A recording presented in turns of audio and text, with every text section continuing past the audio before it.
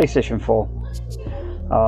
Error code SU-42118-6. And that's happening after customer decided to open the unit and have a bit of a tinkering around, cleaning things out and putting it back together.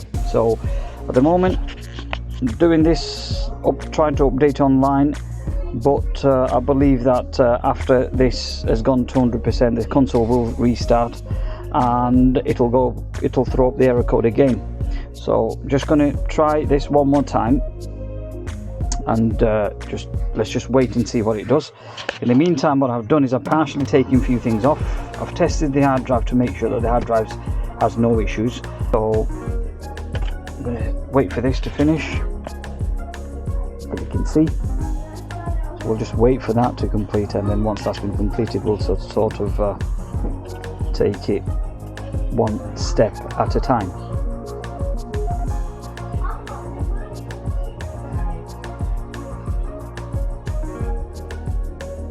Alright, so now the PlayStation is restarting.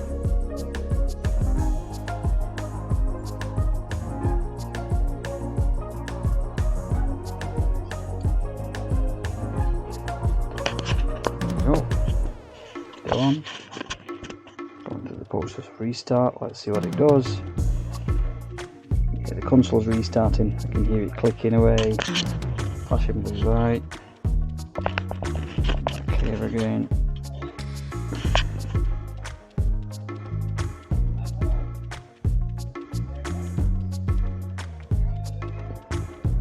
Software update, so it's doing what it's trying to do, or it should be doing, but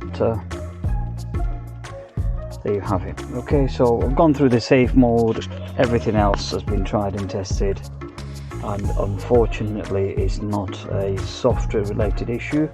It seems to be a hardware related issue, and my understanding is that there's got to be some fuse that have been blowing off or been knocked off, whatever it is. I don't know what I'm expecting, and that's why it's throwing up this error.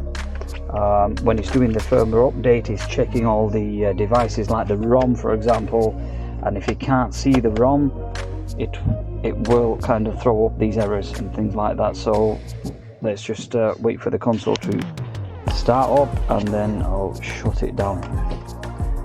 It seems to be working fine, but it's got the firmware 9.50, but it will not update to 9.6. So for example, let's go back to system information, and you can see there it is, 9.50. Getting this. Yep, okay, so let's shut it down, start stripping the console, and try and look for problems possibly caused by the customer. So let's just wait for the console to turn off, start stripping. All the screws have been rounded off. Absolutely crazy how it's all been handled. So that's gone off now.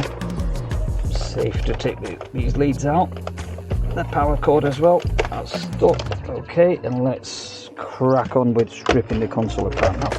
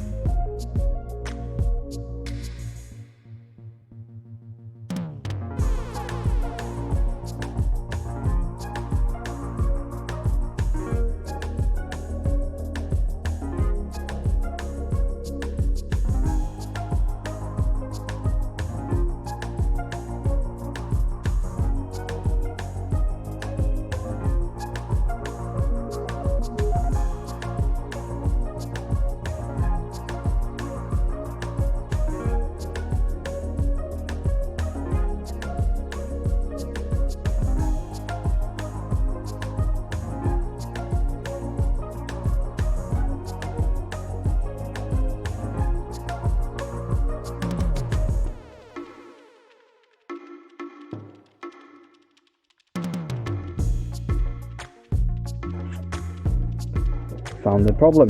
Okay, our components have been knocked off here.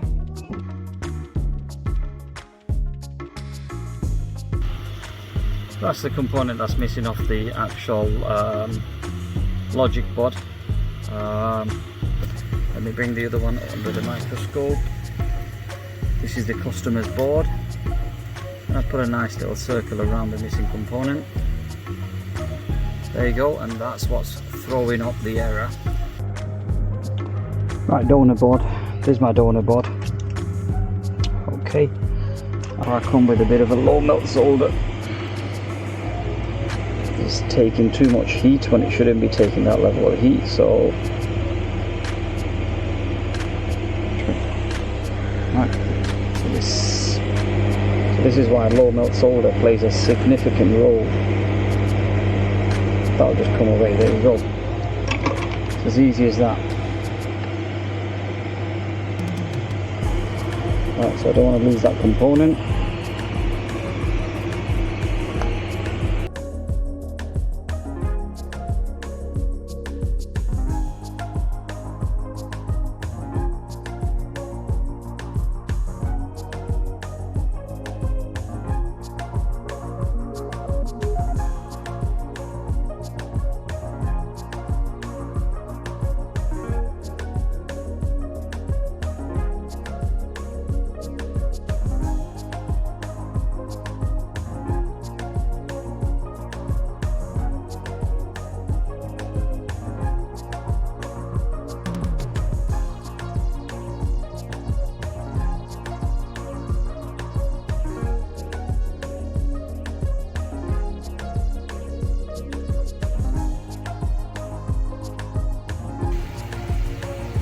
Here we have it, replace the component. Okay, and what I'm going to do now is I'm going to reflow the joints, just clean tidy those joints up, and start reassembling the unit back in, but take it from there. Just get the brush, just get it nice clean. I don't know what this dot is about. I need to get rid of that spot of solders, whether that's important or not, I don't think so, but so I wasn't touching anything, that's fine. Satisfied. Just probing around the actual